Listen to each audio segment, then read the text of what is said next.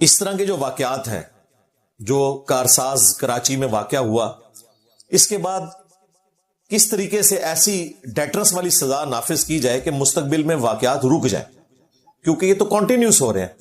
آپ کو پتا ہے کہ وہ شاہ زیب قتل کیس جو تھا شاہ رخ جتوئی والا، وہ اس وقت شاہ زیب خانزادہ نے اسے اٹھایا، اسے بڑی دھمکیاں ملی، ورنہ تو وہ فارغ ہو گیا تھا کیس. اور پھر جب صلح ہوئی تو اس وقت پھر اس کیس کو اٹھایا گیا. اس وقت کے چیف جسٹس نے بڑی دلیری دکھائی. ویسے تو بڑا کمزور چیف جسٹس تھا ثاقب نثار، لیکن اس معاملے میں وہ دلیری دکھا گیا اور اس نے کہا کہ نہیں، اب گورنمنٹ اس کیس کو لے کے چلے. انہوں نے معاف بھی کر دیا تو کیا ہوا، اسے تو پھر بھی کوئی خاری کاٹنی پڑی شاہ رخ جتوئی کو.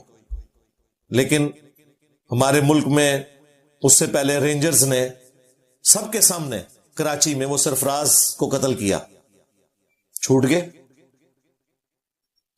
پھر سائیوال کے اندر ناحق قتل کیا گیا پوری فیملی کو، چھوٹے چھوٹے ان کے بچے. یار ہمارے بھی بچے ہیں، آج بھی میں وہ ویڈیوز دیکھتا ہوں تو دل پسی جاتا ہے. کچھ بھی نہیں نکلا، اینڈ پہ وہ بھی چھوٹ گئے. اس وقت چیک دے دیا جناب عمران خان صاحب نے، حالانکہ ہمیں ان سے یہ امید نہیں تھی. وہ تو کہتے تھے تحریک انصاف.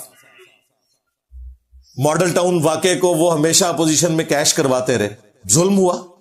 لیکن ان کے دور میں جب سائیوال انسیڈنٹ ہوا تو ماڈل ٹاؤن ہی ریپیٹ ہو گیا.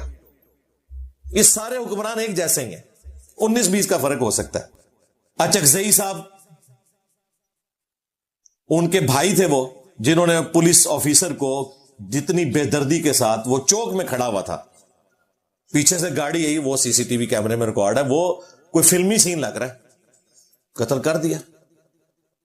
ریمنڈ ڈیوس نے جس طریقے سے یہاں مسلمانوں کو قتل کیا، اور ہمارا جو اس وقت کی سب سے بڑی سیکورٹی ایجنسی ISI کا چیف، وہ کورٹ میں بیٹھا ہوا ہے اپنے مائی باپ کی خدمت کرنے کے لیے.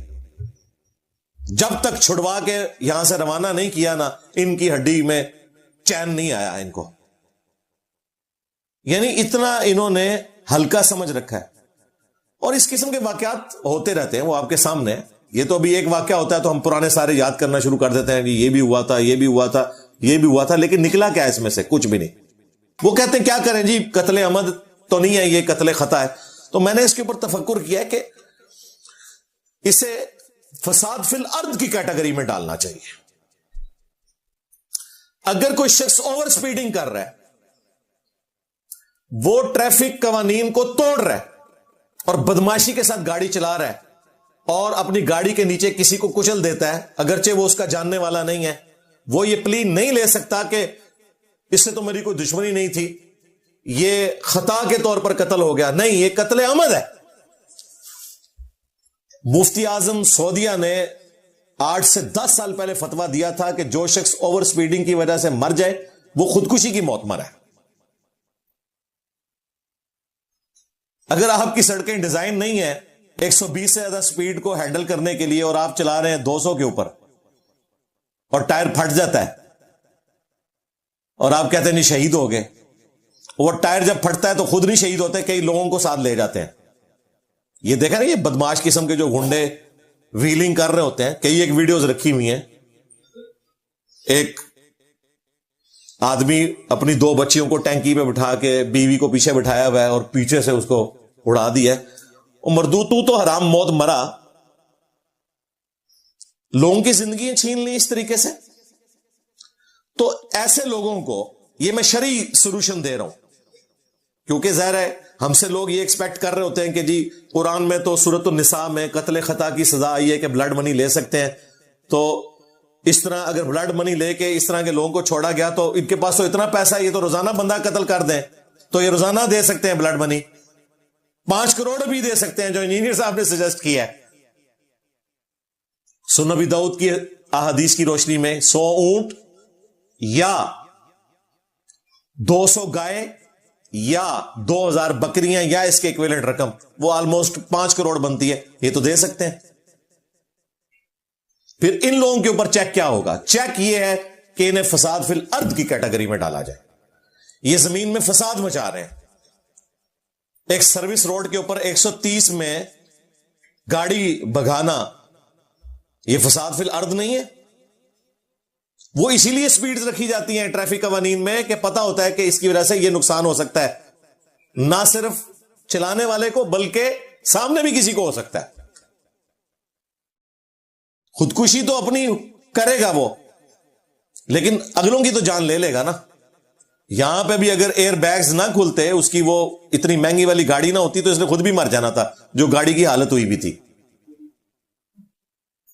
لیکن اگلوں کی تو جان لے لی۔ تو انہیں فساد فی الارض میں ڈالنا چاہیے، جو آیت محاربہ سورۃ المائدہ کی آیت نمبر 33 میں آیا کہ جو فساد فی الارض کرنے والے لوگ ہیں، ان کی سزا یہ ہے کہ انہیں قتل کیا جائے، یا سولی دیا جائے، یا مخالف سمت کے ہاتھ پاؤں کاٹے جائیں، یا ملک بدر کر دیا جائے۔ یہ وہ آیت ہے جو 14 اگست کے اوپر آرمی چیف نے بھی پڑھی تھی ٹی ٹی پی کے لیے، اور یہ وہ سخت آیات ہیں جس کی وجہ سے لوگ اسلام کے خلاف پروپیگنڈا کرتے ہیں، حالانکہ یہ فساد فی الارض کی سزا ہے۔ وہ امریکہ فساد فی الارض جن لوگوں کو سمجھتا ہے نا، پوری پوری کارپیٹ بمنگ کر کے انہیں ختم کر دیتا ہے۔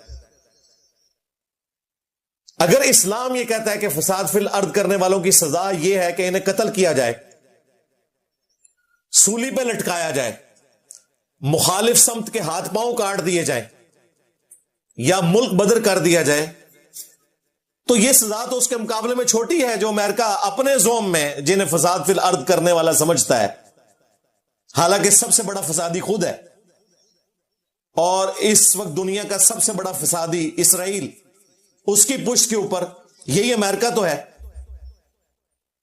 تو اسلامک سزائیں کوئی سخت نہیں ہے، یہ فساد فی الارض والی سزا ہونی چاہیے۔ کوئی زیادہ فسادی ہے، ایک سے زیادہ دفعہ اوور سپیڈنگ کر رہے، قتل کروایا جائے، سولی دیا جائے۔ ایک آدھ دفعہ ہوا ہے، مخالف سمت کے ہاتھ پاؤں کاٹے جائیں، قتل نہ کیا جائے، مخالف سمت کے ہاتھ پاؤں کاٹ دیے، یعنی دایاں ہاتھ کاٹا جائے تو بایاں پاؤں، یا اسے ملک بدر کر دیا جائے۔ یہ فساد فی الارض کی سزا اسٹیبلش کی جا سکتی ہے۔ پلس جو بلڈ منی ہے وہ تو دینی ہی دینی ہے، وہ اپنی جگہ رہے، گورنمنٹ دے یا اس بندے سے دلوائے، وہ ان کا آپس کا معاملہ ہے۔ لیکن فساد فی الارض کی سزا کو اگر اسٹیبلش کیا جائے تو یہ جو امیر لوگ جن کو کہتے ہیں کہ انہیں نشہ تھا، ڈرائیونگ کرتے ہوئے یہ نشے کی حالت میں تھے، ان کو نشہ اترتا ہی نہیں ہے، ان کی دولت کا نشہ ہے، ان کے سٹیٹس کا نشہ ہے، سب کو انہوں نے خرید رکھا ہے، اور عوام کو یہ چونٹیاں سمجھتے ہیں۔ تو ان کا علاج یہ ہے کہ فساد فی الارض کی سزا ان کے اوپر لگائی جائے۔ میں نے سولوشن بھی دے دیا، یعنی میں صرف یہاں بیٹھ کے زبانی کلامی باتیں نہیں کر رہا، میں ایگزیکٹ سولوشن دے رہا ہوں کہ یہ ہمیشہ پلی لیتے رہیں گے قتل خطا کی، اور یہ دیت دے کے چھوڑتے رہیں گے، ان کے اوپر سزا کون سی لگنی چاہیے؟ فساد فی الارض، آیت محاربہ، اسے آیت محاربہ کہا جاتا ہے۔ فساد فی الارض کی سزا سورۃ المائدہ کی آیت نمبر 33 کے اندر جو رپورٹ ہوئی ہے، یہ وہی آیت ہے جو آرمی چیف نے بھی اپنے ایڈریس کے اندر پڑھی تھی۔ باقی ہم تو اپنے بڑوں کو توجہ دلاتے رہتے ہیں کہ وہ عوام الناس کے لیے بھی کچھ سوچیں، اور پولیٹیشنز کی جوڑ توڑ سے بھی تھوڑا باہر نکلیں۔